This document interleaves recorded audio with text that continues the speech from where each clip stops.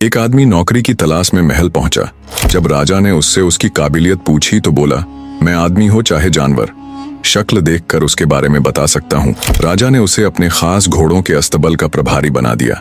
कुछ ही दिन बाद राजा ने उससे अपने सबसे महंगे और मनपसंद घोड़े के बारे में पूछा तो उसने कहा, नस्ली नहीं है। राजा को हैरानी हुई।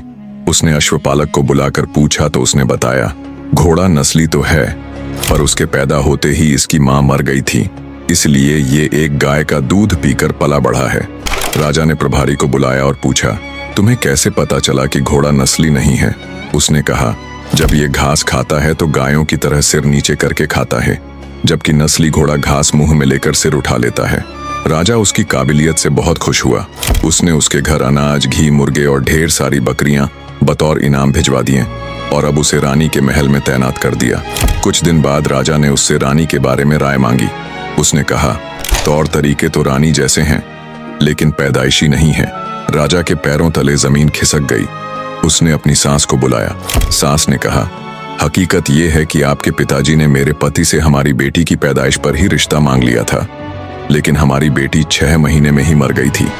लिहाजा हमने आपके रजवाड़े से करीबी रखने के लिए किसी और की बच्ची को अपनी बेटी बना लिया। राजा ने फिर अपने नौकर से पूछा, तुम्हें कैसे पता चला? उसने कहा, रानी साहिबा का नौकरों के साथ सुलूक गमवारों से भी बुरा है। एक खानदानी इंसान का दूसरों से व्यवहार करने का एक तरीका होता है जो रानी साहिबा में नहीं है।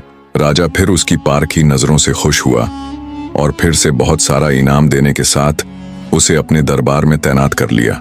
कुछ वक्त बाद राजा ने उससे अपने बारे में पूछा। प्रभारी ने कहा, जान की सलामती हो तो कहूँ। राजा ने वादा किया तो उसने कहा, न तो आप राजा के बेटे हो और न ही आपका चलन राजाओं वाला है। राजा को बहुत गुस्सा आया, लेकिन जान की सलामती का वचन दे चुका था। राजा सीधा माँ के पास पहुंचा। माँ ने कहा, यह सच है, तुम एक चरवाहे के बेटे हो। हमारी औलाद नहीं थी तो तुम्हें गोद लेकर पाला। राजा ने नौकर से पूछा, बताओ तुम्हें कैसे पता चला? उसने कहा, जब राजा किसी को इनाम देते हैं तो हीरे मोती और जवाहरात की शक्ल में देते हैं, लेकिन आप भेड़, बकरियां, खाने पीने की चीजें देते हैं।